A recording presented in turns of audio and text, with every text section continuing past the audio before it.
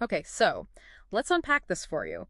Today, we're doing a deep dive into a really unique report. It analyzes global events actually from June 23rd, 2025. Right. Very specific. Yeah, and this isn't like your standard news summary. It looks at current events, conflicts, AI advancements, all that, but through what it calls a prophetic lens. Meaning it's drawing parallels from selected biblical themes. Exactly. It's interpreting things based on those themes and prophecies. Our goal here for you is really to explore how this source finds these underlying patterns, what it calls a discernible design in world events. Uh-huh. Sort of a purpose behind the scenes. Kind of. We're here to understand its interpretation, okay?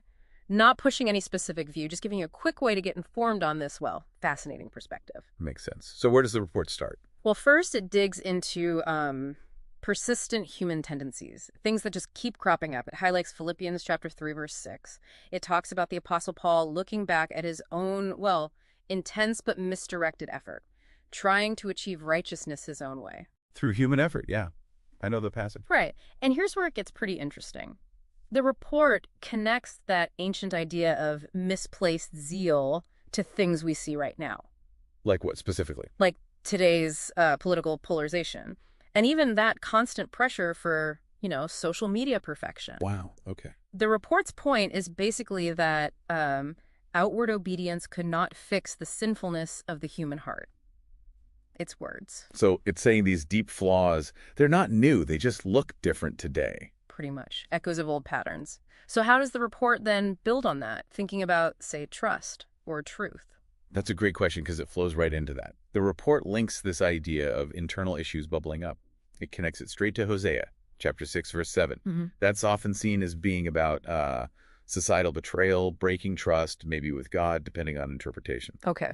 And what's really striking is how the report uses this text to talk about modern issues like misinformation, deepfakes, things that really blur reality for us now. Right, that's a huge issue. Definitely. And it also points to things like, retaliatory policies between nations. It suggests this all points to a wider breakdown of trust, a kind of pervasive me-first mentality. A societal breakdown almost. Yeah, and the report implicitly asks, if that's your foundation, distrust, self-interest, how can society really function well? It frames these not just as problems, but maybe symptoms of something deeper, what it terms treachery against God. That's quite the framing.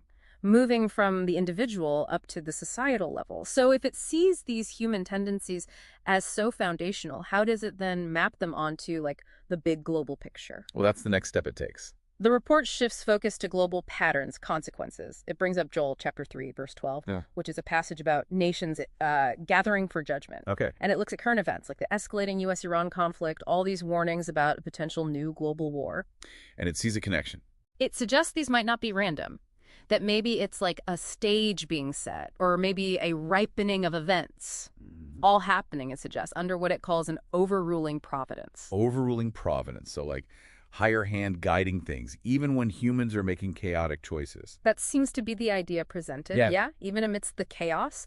How does that connect to something like the environment? Does the report go there? It absolutely does. If you take that idea of an overruling providence, the report then looks at accelerating climate change, these extreme weather events we're seeing more of.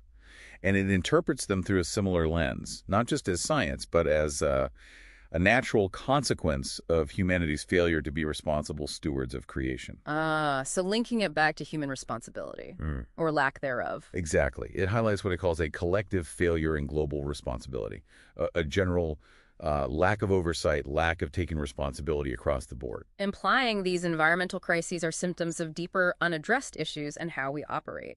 That's the argument it makes, yeah. An outcome tied to our choices, viewed through its specific framework. So wrapping this up for you, what does it all mean?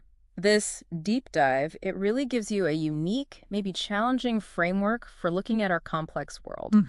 It suggests that even when things seem chaotic, there might be these recurring patterns rooted in human nature, its consequences, all seen through this distinct prophetic lens of the source. And the fact that these ancient texts are being interpreted this way today, it does make you wonder, doesn't it? Are these global patterns just coincidence? Yeah. Or, as this report suggests, do they point towards some kind of consistent design unfolding? It definitely invites you to look a bit deeper.